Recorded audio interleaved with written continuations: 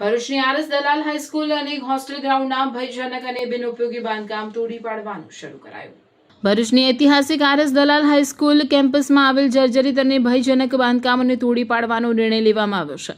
અંગ્રેજોના સમયમાં બનેલી મુખ્ય બિલ્ડિંગ હાલમાં પણ મજબૂત અને સુરક્ષિત છે, જેમાં ધોરણ 9 થી 12ના અંદાજે 70 થી 80 વિદ્યાર્થીઓ અભ્યાસ કરી રહ્યા છે. તેમજ પ્રાથમિક શાળા પણ હંગામી ધોરણે ચાલી રહી છે. જોકે શાળાના પાછળના ભાગે આવેલા અને છેલ્લા 5 વર્ષથી બિનઉપયોગી એવા બિલ્ડિંગો ભારે વરસાદના કારણે અત્યંત ભયજનક બન્યા હતા. તાજેતરમાં ભારે વરસાદ દરમિયાન સીડીનો મોટો પોપડો ખરી પડ્યો હતો. જો કે બેરિકેડિંગ કરીને આ વિસ્તારમાં અવરજવર બંધ રખાઈ હોવાથી કોઈ હોનારત કે ઈજા ટળી હતી. વિદ્યાર્થીઓ પર જર્જરિત બિલ્ડિંગ પડવાનું જોખમ ન રહે તે માટે આ ભયજનક બાંધકામો ઉતારી લેવાનો નિર્ણય કરાયો છે.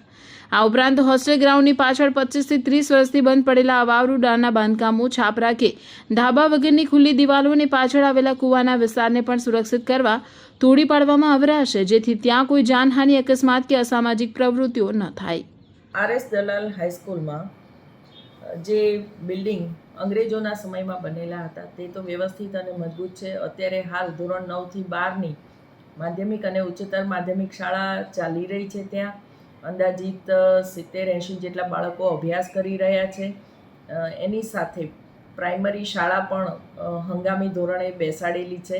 એ બિલ્ડિંગોમાં કોઈ પ્રશ્ન નથી, પરંતુ પાછળથી બનેલા બિલ્ડિંગો જે છેલ્લા 5 વર્ષથી ઉપયોગમાં ન હતા તે બિલ્ડિંગો ભારે વરસાદના પગલે ભયજનક બનતા અને બાળકો ઉપર બિલ્ડિંગ પડવાનું જોખમ થતાં એ બિલ્ડિંગો ઉતારી લેવાનો નિર્ણય લીધો છે. કારણ કે ભરૂચમાં પાછલા દિવસોમાં જ્યારે ભારે વરસાદ થયો ત્યારે બિલ્ડિંગનો એક મોટો પોપડો સીડીનો પડ્યો હતો.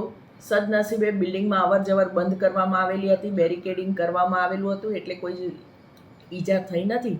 પરંતુ જે બિલ્ડિંગો ભયજનક અને ઘણા વખતથી જ્યાં અવરજવર બંધ છે એ બિલ્ડિંગો ઉતારી લેવાનો નિર્ણય લેવાયો છે.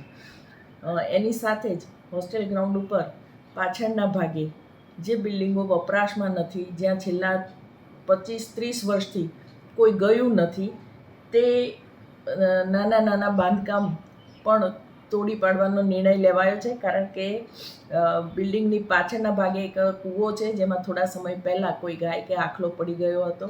એટલે કોઈ જાનહાનિ ન થાય અને કોઈને નુકસાન ન થાય, તેમજ અસામાજિક પ્રવૃત્તિઓ રોકી શકાય તે હેતુથી એ નાની નાની જે છાપરા વગરની કે ધાબા વગરની માત્ર દિવાલો ઊભી હતી તેને તોડવાનો નિર્ણય લેવાયો છે.